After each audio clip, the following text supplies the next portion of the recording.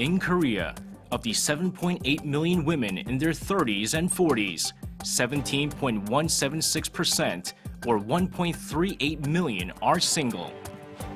Now, in the 21st century, marriage is no longer a necessity, but rather an option, and many women choose to remain single.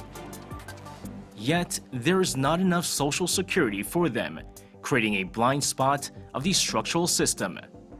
Let's learn more about the issue and what needs to be done to improve the current conditions.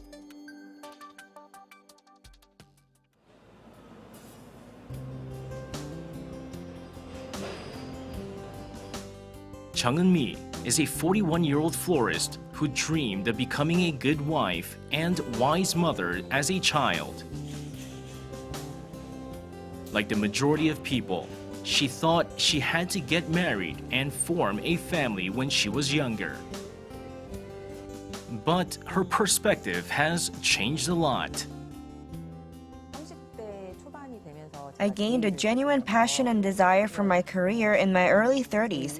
Therefore, I naturally focused more on my work than romantic relationships, and time passed very quickly. Jeong is not the only one who chooses to remain unmarried. Many women in their 30s and 40s do too. According to the National Statistical Office, 1,384,047 women in their 30s and 40s were single as of 2015, and that figure is more than twice that of 10 years ago. The drastic jump largely resulted from women's increased labor force participation. Also, Korea remains a patriarchal society. Marriage is not only a union of two lovers, but of families, which I found very burdensome. I wasn't sure if I could take care of all the things that occur in my husband's family while pursuing my career. Currently, 40% of female workers have irregular jobs and earn about $1,500 per month on average. Indeed, the low income has a negative influence on housing stability. The majority of single women live alone and the residential environments vary depending on economic status. Naturally, there are concerns about women being targets of sexual assault and other crimes, especially for those living in poorer areas, as it is clear that the number of violent crimes against women has been increasing recently. A recent survey conducted by the Seoul Metropolitan Government on women in their 40s and 50s living alone, only 36.9% responded that they were preparing for old age. Also, 81.2% of them answered that they were unable to prepare for their later years because they couldn't afford to do so.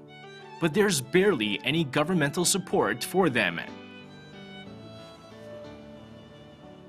39-year-old Kim Hyun-ju works for the Cooperative Society of an Animal Hospital in Seoul. And she mentioned that Korean single women are stuck in the blind spot of social welfare. More than anything, the biggest fear comes from the fact that there are many structural limits if they suffer from any diseases. If I needed medical surgery, only my direct family members are eligible to sign the consent form. I currently live with my friend, who is single as well, but she would not be eligible to sign the form, even if my life depended on it. As a cat owner, Kim formed a gathering of fellow single women with animal companions. The best thing about this gathering is that they have good neighbors to rely on in times of emergency, who also have the same interests and concerns. There are certain hardships we experience because we chose to remain unmarried. We share those things, relate to one another, and get healed along the way. Outside the welfare system, single women have to find their own means to secure their futures, and they're calling on a change in the family-centered social policies. Because the tax system, welfare policies, and even the medical insurance system are designed for families, they alienate unmarried women and single-person households. Therefore, our society needs to find ways to embrace and support them rather than merely trying to treat the symptoms. For marriage to be truly an option for both genders, the general perception towards singles should be transformed along with new practical policies to meet their needs.